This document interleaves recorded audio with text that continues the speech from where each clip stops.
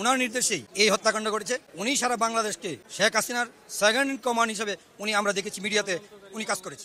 কামরুল ইসলাম উনি নিজেই বলেছেন যে আমি কিছু কথা বলতে চাই। বিজ্ঞ আদালতে সে পারমিশন দিয়েছেন এবং পারমিশন দেওয়ার পরে উনি আজকের যে আসামি উনি বলেছেন যে আমি ঢাকা বারের সম্মানিত সদস্য, আজীবন সদস্য, সুপ্রিম কোর্ট বারের সদস্য, আমি বারবার পার্লামেন্ট মেম্বার ছিলাম, আমি খাদ্যমন্ত্রীর দায়িত্ব পালন করেছি, আমি আইন প্রতিমন্ত্রীর দায়িত্ব পালন করেছি, যেখানে যে দায়িত্ব পালন করেছি, যে নিষ্ঠা ও দক্ষতার সাথে দায়িত্ব পালন করেছি এবং সেই কথাগুলো উনি বলেছেন। এবং যে অসুস্থ সেটাও উনি বলেছেন, উনি ফ্রিডম ফাইটার ছিলেন সেটাও বলেছেন।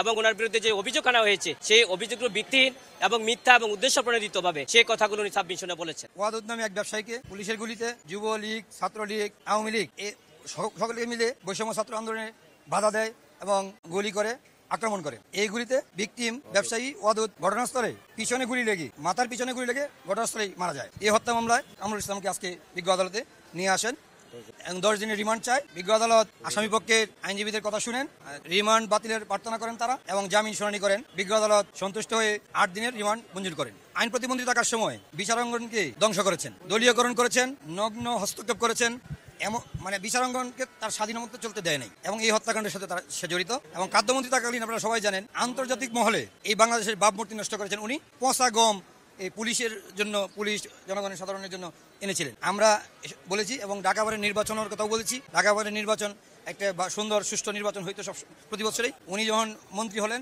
এরপর থেকে কোনো সুষ্ঠু নির্বাচন হয় না এবং শেখ হাসিনাকে উনি সবসময় কুপরামর্শ দিয়েছেন এবং স্বৈরাচারী হইতে ইন্ধন দিয়েছেন। আরেকটা কথা বলেছি যে এই কামরুল ইসলাম আমাদের নেতা শহীদ প্রেসিডেন্ট জিয়াউর রহমান, স্বাধীনতার ঘোষক, সরাসরি মুক্তিযুদ্ধ যিনি অংশগ্রহণ করেছেন তাকেও কটাক্ষ করে অনেক বক্তব্য দিয়েছেন যা আমি বলতে চাই না, যেটা তার মুখেই মানা, আমাদের মুখে উচ্চারণ করতে চাই। আজকের যে আসামির ওনার বিরুদ্ধে এলিগেশন হচ্ছে যে নিউ মার্কেট থানায় যে একটা হত্যা সংঘটিত হয়েছে, যে ভিকটিম ওয়াদুদ উনি একজন ব্যবসায়ী ছিলেন, ওনার এই হত্যাকাণ্ডের সাথে উনি ইন্ধন দিয়েছেন, নির্দেশদাতা এমনকি পরিকল্পনাকারী হিসাবে চিহ্নিত করা হয়েছে, অভিযোগ আনা হয়েছে। আমরা বিজ্ঞ আদালতে বলেছি যে 1 থেকে 50 জন আসামি এই ঘটনার সাথে পরিকল্পিত এবং নির্দেশদাতা, ইন্ধনদাতা এবং কি অর্থদাতা সেটা বাদী উল্লেখ করেছেন। কিন্তু আমি এজাহারভুক্ত 57 নম্বর আসামি, কিন্তু বাদী তো আমাকে সন্দেহ করে নাই এই মামলায়। আমরা বিজ্ঞ আদালতে সেটা বলেছি। বিজ্ঞ আদালতে বলেছি যে আমি অ্যাডভোকেট কামরুল ইসলাম একজন বীর মুক্তিযোদ্ধা, দেশের জন্য, জাতির জন্য উনি যুদ্ধ করেছেন।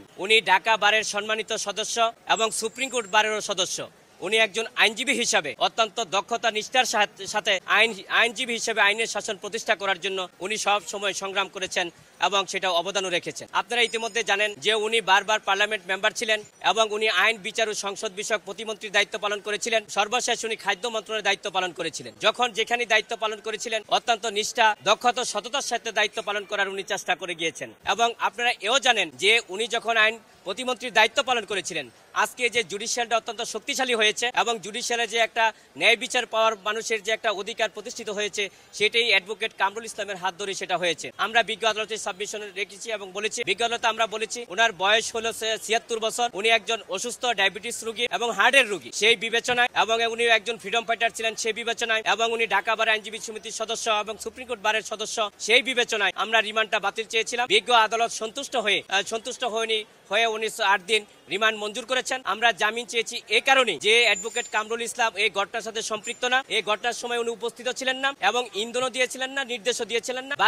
বাদীটা এজাহারে স্পষ্ট বলেছে, সেই ব্যাপারে বাদীও আমাকে অভিযোগ করে নেয়। শুধু রাজনৈতিক কারণে আমি গত সরকার আমলে বারবার এমপি ছিলাম, মন্ত্রী ছিলাম এবং সেই কারণে আমাকে এই মামলায় সম্পৃক্ত করা হয়েছে এবং বিজ্ঞ আদালতে জামিন নামঞ্জুর করেছেন। আমরা বিজ্ঞ আদালতের সেই যে আদেশে, যে অর্ডারে আমরা একজন আইনের ছাত্র হিসাবে, আইনজীবী হিসাবে মনে করেছি যে আইনের শাসন প্রতিষ্ঠিত হয় নাই, অর্ডারের এগেইনস্টে আমরা উচ্চ আদালতে যাব এবং উচ্চ আদালতে আমরা যে সাবমিশন রাখবো এবং আমরা আশা করি যে উচ্চ আদালতে আমরা ন্যায় বিচার পাবো, তাহলে আইন আদালতের প্রতি মানুষের আস্থা ও বিশ্বাস বাড়বে এবং আইনের শাসন প্রতিষ্ঠিত হবে।